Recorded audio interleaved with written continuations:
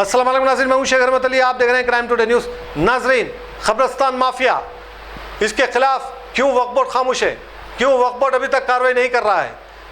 हमारे शहर हैदराबाद, ग्रेटर हैदराबाद में कई जगहों पर खबरों को बेचा जा रहा है। 5 लाख 10 लाख तक भी इसका रेट जा रहा है। हमें कोई एतराज़ नहीं, अगर कोई 1 करोड़ भी आपको देना चाह रहा है तो वो आप ले ले, हमें उससे कोई एतराज़ नहीं है। लेकिन गरीब आदमी पर क्यों दबाव डाला जा रहा है?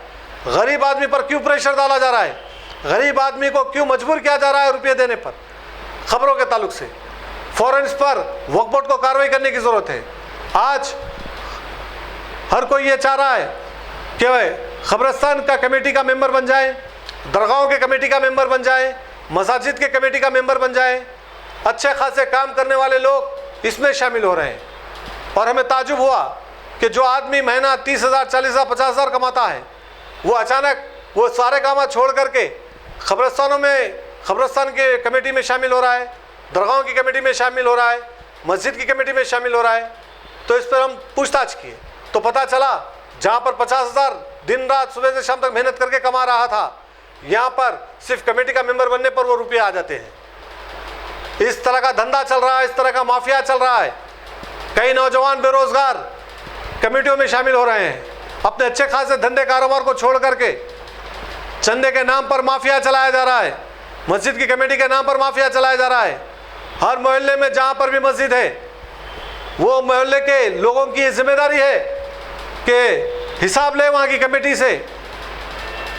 और जो लोग कमेटियों में शामिल हुए हैं वो अच्छे खासे महंगे गाड़ियों में फिर रहे हैं, क्योंकि उनका ताल्लुक पॉलिटिशियन से होता है। और पॉलिटिशियन से जिससे मिलते, जो भी मिलता है पॉलिटिशियन से, उसकी तो फिर तरक्की हो जाती है, क्योंकि कोई पूछने वाला होता नहीं, सारे लोग डर जाते हैं। किसी को एमएलए का डर होता है, किसी को कॉर्पोरेटर का डर होता है, किसी को एमपी का डर होता है, किसी को वहाँ पर रहने वाले ताकतवर आदमी का डर होता है। यही वजह है कि वो हक की बात पूछना छोड़ देता है। लेकिन अगर आप यहाँ नहीं पूछेंगे तो कल आपके साथ ऊपर सवाल किया जाएगा। ज़रूरी है कि आप अपने ईमान को जगाएं, आप ऐसे लोगों से ना डरें। ये लोग सिर्फ दुनियाई में अपनी ताकत बता सकते हैं, लेकिन अगर आप सवाल पुख्ती से, मजबूती से अगर करेंगे तो फिर आपके साथ अल्लाह होगा।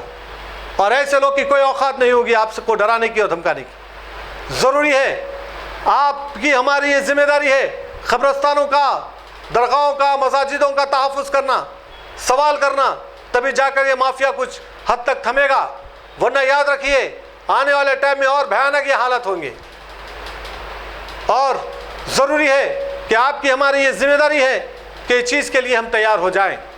जिस तरह से खबरस्तान का माफिया चल रहा है खबरें बेचने का, और जिस तरह से दरगाहों में भी बहुत बड़ा माफिया चल रहा है, और मस्जिद में भी इस तरह के माफिया चल रहे हैं। बहरहाल उम्मीद करते हैं कि हमारी जो कोशिश है वो कोशिश में आप भी शामिल होइए और आप भी तैयार हो जाइए।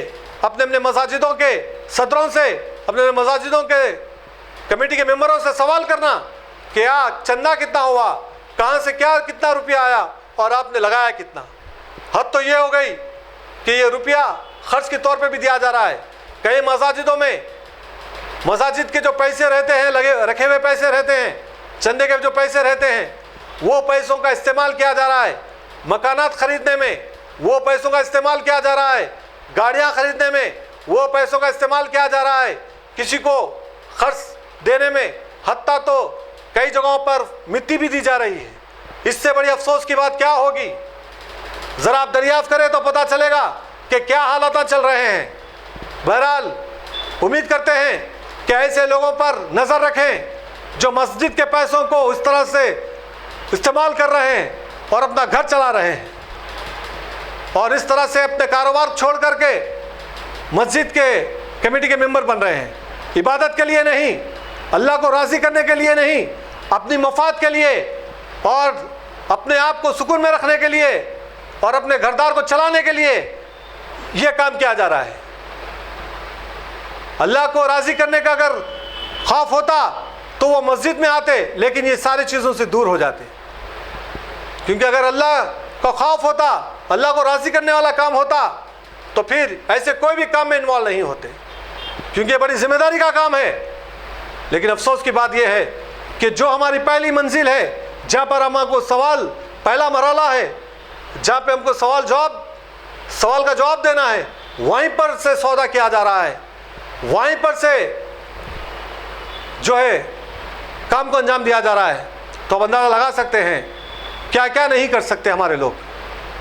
बहरहाल हमारी लड़ाई हमारे ही लोगों से है, गैरों से नहीं है, ये समझने की ज़रूरत है।